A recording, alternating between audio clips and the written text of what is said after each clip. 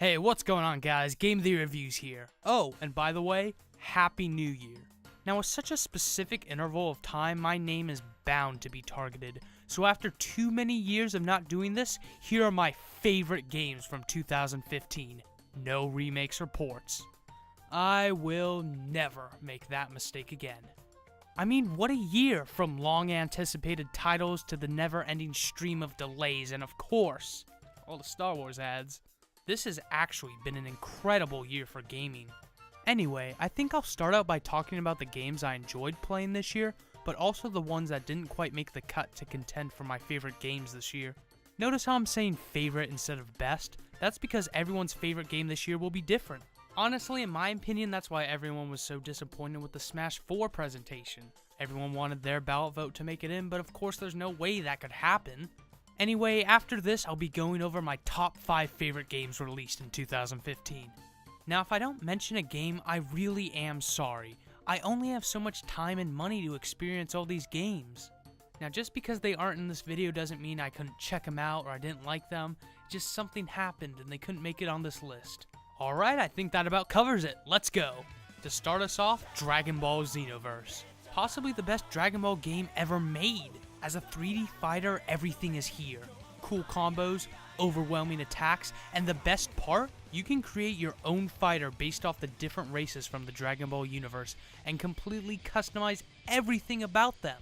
And you get to show them off online. Seriously, everything. Clothes, attacks, skills, hair, and pants. You can fight and see all your favorite characters in gorgeous HD and blow the living hell out of all of them. Unfortunately, there's not much else. The story is lackluster and doesn't add anything to the Dragon Ball universe, and don't even get me started on their unique voice acting. Hello! Hello there! Thankfully, it's not a big deal since 90% of the time you are fighting, so overall, pretty great fighter. So if you're looking for a simple, fun fighting game to play solo or with a friend, this is definitely an excellent choice. YuGiOh Legacy of the Duelist isn't a fantastic game. It's YuGiOh. But surprisingly, Konami published it, and it's honestly the best YuGiOh game I've ever played. You go through the anime in any order you want, and you get these cool little animations with all your best cards. And you can fight with the story or your own custom decks. So if you like YuGiOh, have an Xbox One or a PS4, and $15 to $20, I'd recommend it. Alright, that wraps up my thoughts on the smaller games. Now let's move on to the list.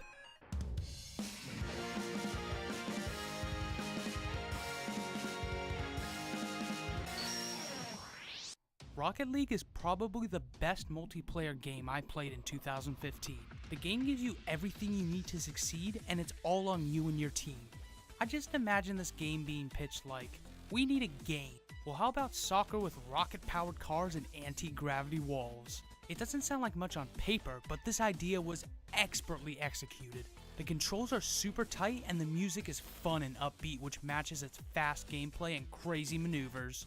The visuals are crisp and everything runs incredibly fluid for how much is constantly happening. Vehicle customization is great too, since it's all up to personal preference. I for one love all the options it gives you and your vehicles. This really is a game that gives you all the tools you need to succeed and only builds upon that as you continue playing and learning. I always have fun playing this game with my friends, and it is such a great game to have. I just love Rocket League.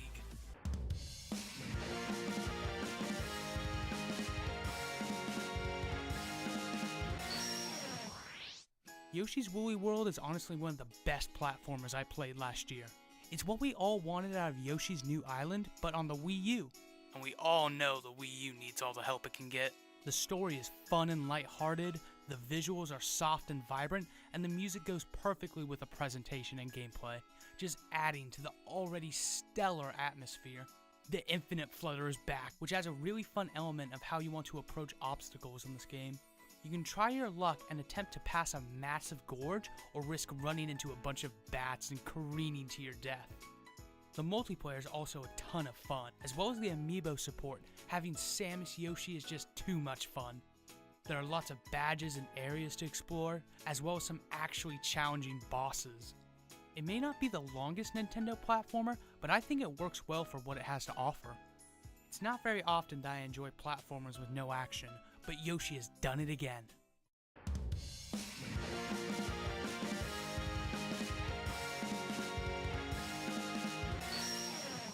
Fallout 4 is by far the best purchase I made in 2015 for $60. I've already sunk over 100 hours into this game, and I'm still having fun. The story is fun and intriguing, and really sucks you into this post-apocalyptic wasteland. All the quests are diverse and interesting. Fallout has never looked better, with vibrant visuals and countless unique areas to explore and venture into. The companions are funny and relatable, and combat is too much fun. Getting crazy kills in VATS and kicking ass in your power armor has never felt better. Bethesda really has only improved upon Skyrim with this new game. And can I say, I love the factions in this game. That's where some of the best story comes from. I can honestly gush about this game for hours, but seriously, this game deserves every ounce of praise it gets.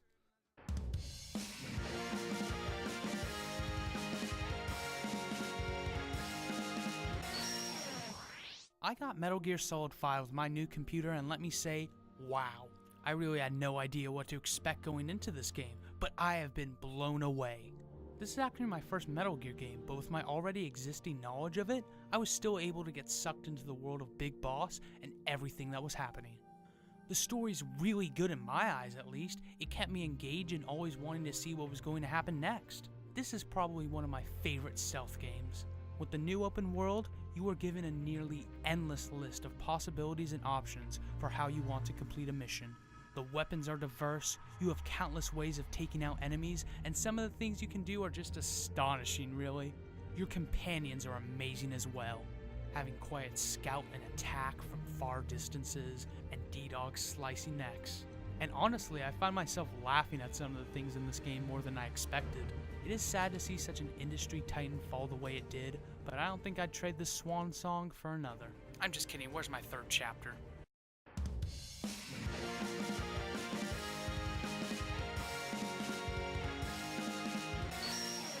Number 1, Undertale. Undertale is my favorite game from 2015, aka my game of the year.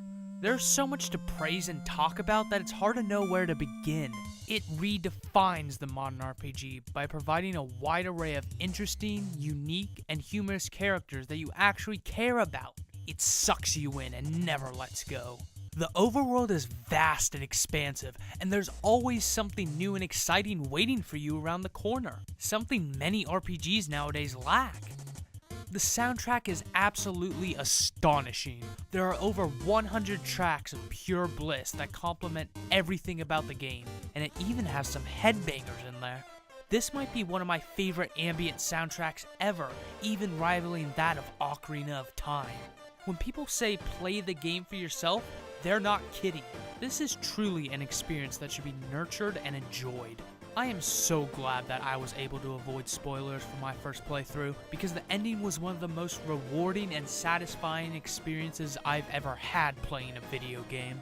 Toby Fox has made a cult classic and trailblazer for all modern RPGs, and for my favorite gaming experience this year, I have no issue awarding Undertale my Game of the Year.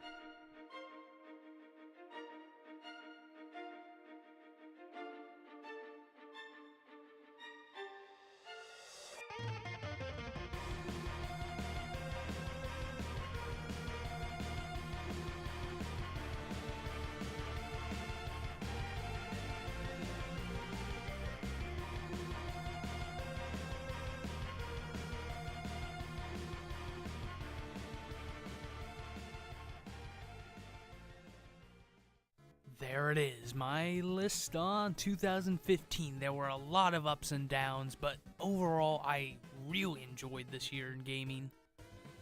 And I did not expect Undertale to be number 1. That was incredible. But really, play it for yourself. I'm gonna give a quick shout out to all the people who helped support me, helping me write this video, who I talked to about this. A lot of people help, a lot of people constantly help, even just sharing, talking. It gives me a lot of inspiration, a lot of ideas, and thank you for being patient. I really enjoy this channel, and I want to put as much work and effort and time into it as possible. I have lot of love for the work I do here, and you will definitely be seeing more awesome stuff later. Please go check out some other videos. Check out Patnat. Check out Explosive XP. Anything else? I don't like plugging myself. You can check out my links if you want. Just I've been updating more on Twitter. People have been staying up to date with me, playing a lot of games with people, talking to a lot of people. I've talked to a lot of people, a lot of fans, a lot of people who I'm fans of actually, and it's really cool. It's really fun actually. Check out my streams with Patnat. Those are going crazy well.